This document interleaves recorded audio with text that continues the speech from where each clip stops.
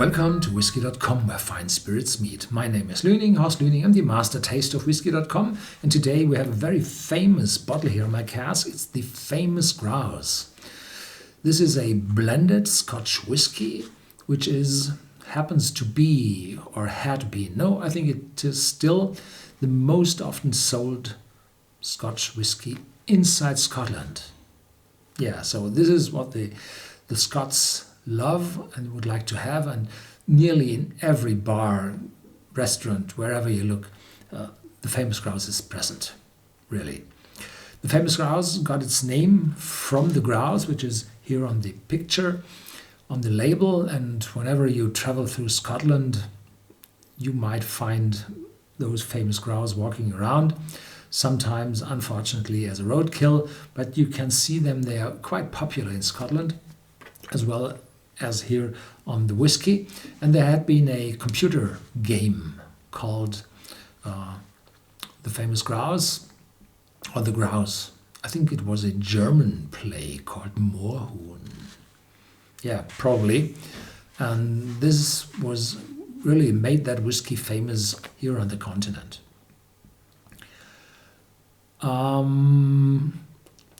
What's inside that whiskey? Well, it's a blended whiskey, means that there is industrial grain whiskey in it, quite a lot.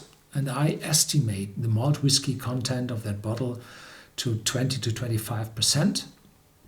So there's a fourth to a fifth of that bottle is malt whiskey, and the brand Famous Grouse is owned by a company called Edrington Group. And this Edrington Group is owned itself by the Robertson Trust, and they giving grants for students. So if you're buying that bottle, you're doing something good for our community, or the community in the UK. The Edrington Group, they owned the distilleries Macallan, Highland Park, Glenturret, Glengoyne and Tamdhu. But they sold all of them, they kept Macallan and Highland Park, and they invested a lot of money in that. And the Glenturret distillery that was sold last is called the home of the Famous Grouse, and there's a big monument with a grouse on it. I tried to put it here in the green screen in the back. The whiskey is bought on the market, and they try to keep the tastes consistent over the I thought about saying hundreds of years, but I think over the last decades they will have the same taste.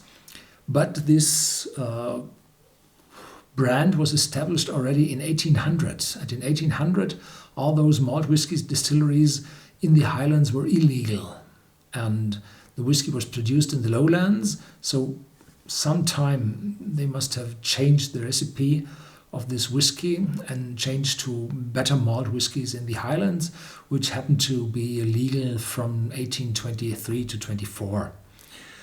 Yeah, that's it. And it should be ex-bourbon cask as well as ex-sherry cask, but if you think or imagine there's a fourth to a fifth only malt whiskey in it, and then you have several malt whiskies in it, and part of it is matured in ex-sherry cask, then the sherry content influence is little. Yeah. So have a look at the bottle. It's cheap. It's below 20 euros, dollars, pounds. It's a full liter bottle, 40% ABV, and therefore you do not have a card box or a tube or whatever. You have two labels, in front, on the back. This costs some money. You have an individual bottle. Well, it's a million seller, no problem, but it has a screw cap. So there's no cork, and you do not have a chance to have a corky whiskey. So that's good with this.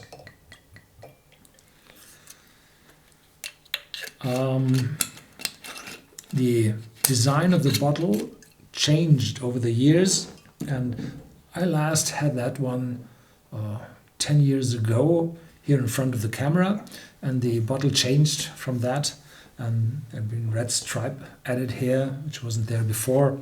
So there they show some changes over the decades. Yeah, already smells whiskey, and this is light.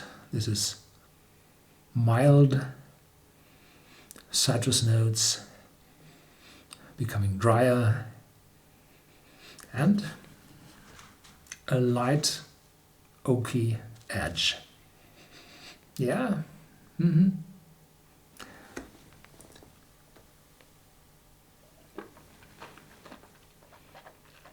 Mm-hmm.